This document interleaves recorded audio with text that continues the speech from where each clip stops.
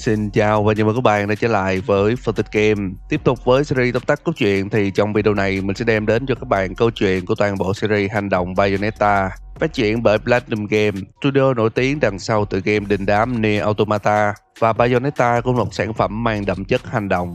Trò chơi cho ta theo chân của Bayonetta, một nữ phù thủy Umbra có khả năng chiến đấu vượt bậc và cuộc phiêu lưu của cô trong hành trình chống lại các thế lực từ thiên đàng và địa ngục. Trò chơi đến nay đã có 3 phần và phần thứ 3 thì vừa mới ra mắt cách đây vài ngày.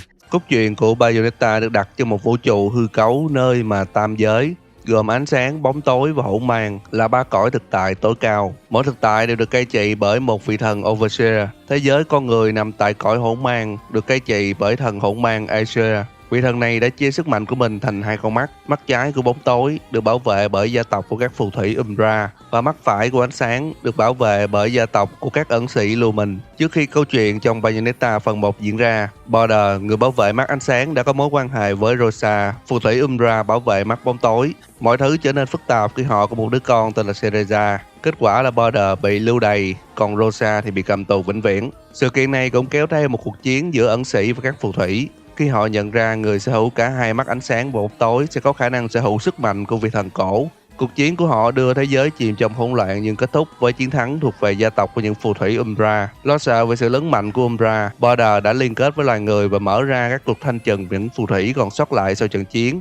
Với việc gia tộc bị đe dọa, Jenny, một phù thủy Umbra cùng với Cereza đã trở thành những phù thủy cuối cùng còn sót lại của gia tộc để ngăn chặn việc con mắt bóng tối bị chiếm đoạt. Jenny đã phong ấn Cereza dưới đáy hồ, và đây cũng là khởi đầu dẫn đến các sự kiện trong Bayonetta phần 1. 500 năm sau, Cereza tỉnh lại dưới đáy hồ và mất đi hoàn toàn ký ức, lấy tên là Bayonetta và bắt đầu hành trình truy tìm con mắt ánh sáng vì cô cho rằng nó sẽ có thể khôi phục lại quá khứ của cô. Bayonetta hợp tác với Enzo, một tay cung cấp thông tin, và Rodan, một thiên thần sa ngã sống ẩn dật tại quán bar Gate of Hell. Họ truy tìm manh mối dẫn đến thành phố Virgit. Bayonetta dần nghe thấy một giọng nói kỳ lạ và bắt đầu nhìn thấy những đoạn hồi tưởng về quá khứ của mình. Trong quá trình đi tìm con mắt ánh sáng, Bayonetta đã gặp Luca, một nhà báo, tin rằng cô phải chịu trách nhiệm cho cái chết của cha anh ta. Đồng thời, cô cũng gặp một bé gái tên là Cereza. Cô bé luôn nghĩ rằng Bayonetta là mẹ. Hành trình đi tìm con mắt ánh sáng đã dẫn Bayonetta vượt qua những thế lực, và một nữ phù thủy luôn tìm cách chiếm đoạt con mắt bóng tối.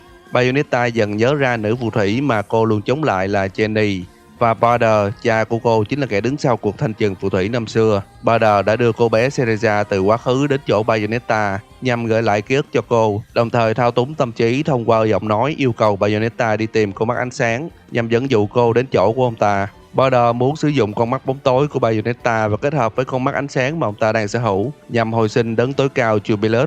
Sau khi đánh bại Border và đưa cô bé Cereza quay lại dòng thời gian của mình, Bayonetta đã vô tình tạo ra một dòng thời gian mới đánh thức sức mạnh của con mắt bóng tối.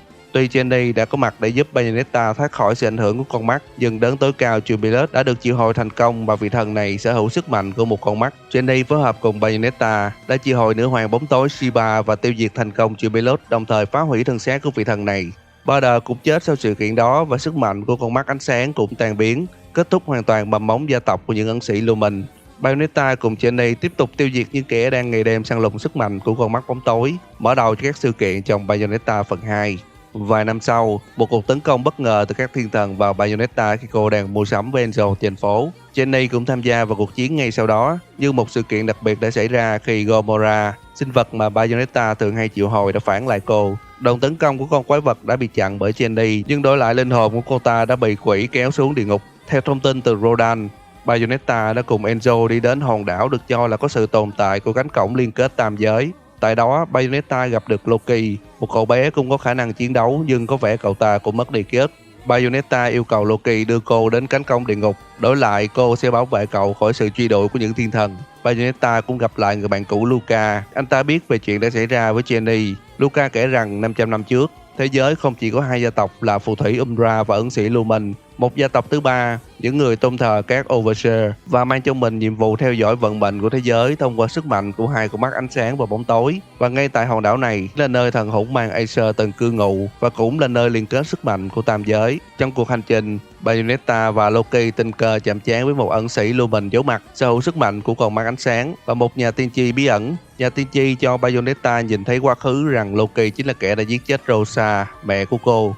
Trong lúc hoài nghi, Loki đã mở cánh cổng địa ngục kéo theo Bayonetta vào trong. Với sự giúp đỡ của Rodan tại địa ngục, Bayonetta đã kịp thời cứu linh hồn của Jenny. Ẩn sĩ lưu mình giấu mặt sau đó cũng tìm cách truy lùng Loki tại địa ngục. Lúc này hắn tiết lộ thân phận chính là Border, cha của Bayonetta. Nhưng đây không phải là người đã chết trong phần 1, mà ông ta là người được đem đến từ quá khứ. Và do sự thao túng của nhà tiên tri, Border đã truy lùng Loki vì cậu ta chính là kẻ đã giết Rosa. Sức mạnh của Loki sau đó được giải phóng, đánh bật Border và Bayonetta vào quá khứ, nơi mà Bayonetta gặp lại người mẹ Rosa của mình. Họ chiến đấu chống lại các thiên thần cho đến khi Bayonetta sau đó gặp lại Loki, nhưng cậu ta trông rất khác. Loki này tự nhận là Lốp, nói rằng hắn muốn tận diệt tất cả hai gia tộc ẩn sĩ và phù thủy nhằm thu hồi lại sức mạnh của hai con mắt. Lốp mới chính là kẻ đã giết Rosa. Border lúc này đã hiểu ra sự thật, rằng kẻ mà ông cần truy lùng là Lốp chứ không phải Loki.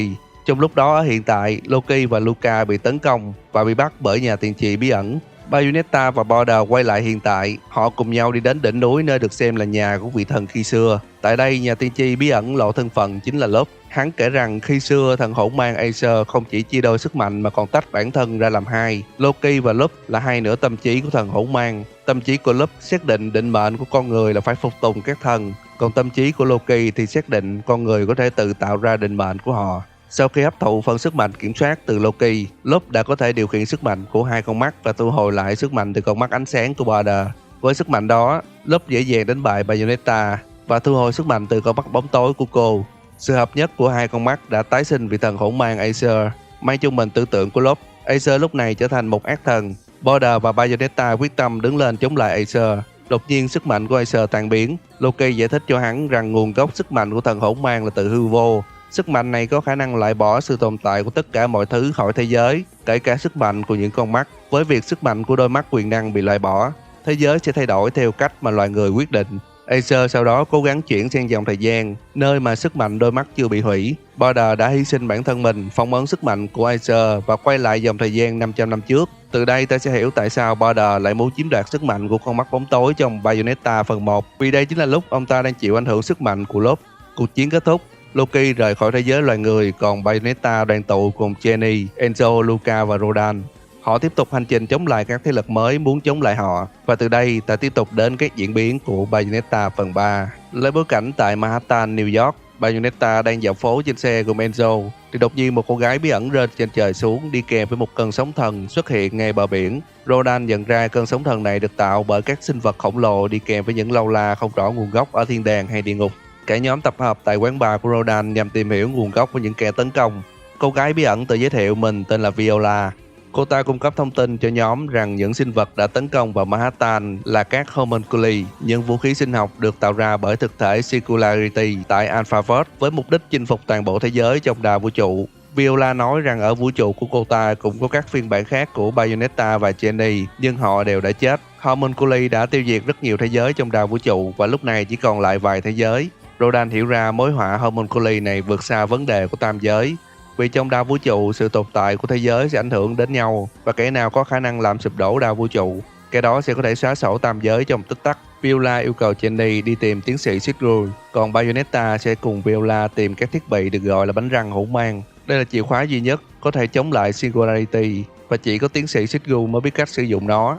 Viola và Bayonetta cùng đi đến một hòn đảo bí mật được tạo bởi hai gia tộc Umbra và Lumen khi xưa. Hòn đảo này được cho là có cánh cổng liên kết giữa thế giới và đa vũ trụ. Cánh cổng đưa Bayonetta đến các vũ trụ thay thế, và ở đó cô cũng gặp những phiên bản Bayonetta khác nhau, đồng thời thu hồi lại những bánh răng hỗn mang. Sự ảnh hưởng của việc đa vũ trụ bị tàn phá cũng tạo nên bất ổn định cho thế giới của Bayonetta, khi Luca, một người bạn cũ của cô, đã biến thành quái vật, và Viola cũng dần lộ rõ thân phận là con gái của Bayonetta và Luca. Sau khi tìm đủ 5 bánh răng hỗn mang và liên lạc được với tiến sĩ Sigurd, cả nhóm bắt đầu thực hiện mở cổng đến Alphaverse để săn lùng Singularity. Tại đó, Bayonetta mới nhận ra Singularity thực chất chính là tiến sĩ Sigurd. Thông tin này đã không kịp đến Jenny khiến cô bị giết bởi ông ta. Singularity đóng cánh cổng không gian khiến Bayonetta, Viola và Luke bị mắc kẹt trong Alphaverse. Nhưng Luca với sức mạnh của quái thú, anh ta đã mở ra cánh cổng đưa Bayonetta và Viola đến thế giới gốc của Singularity. Tại đó, với sự giúp sức của Viola, Luca và những phiên bản Bayonetta khác, họ đã cùng nhau chiến đấu và tiêu diệt hoàn toàn sự tồn tại của Singularity. Không may, ngay khi trận chiến kết thúc, Bayonetta đã bị một quái vật địa ngục ở thế giới đó tấn công. Luca đã quyết định ở lại cùng với linh hồn của Bayonetta. Cái chết của Singularity kéo theo việc toàn bộ sự tồn tại của tam giới trong vũ trụ này cũng sẽ biến mất vĩnh viễn. Một thời gian sau, sự hỗn loạn của đa vũ trụ biến mất. Viola đồng hành với Enzo và Rodan tiếp tục hành trình truy lùng những thế lực xấu ở tam giới, đồng thời trở thành hậu duệ tiếp theo, kế vị các di sản của Luca và Bayonetta. Và đó là tóm tắt cốt truyện toàn bộ 3 phần của series hành động Bayonetta. Các bạn thấy câu chuyện này thế nào? Hãy để lại comment bên dưới nha. Đừng quên bỏ lại một like, share và theo dõi For The Game. Mình là Gino và chúng ta sẽ gặp lại nhau ở video sau nhé.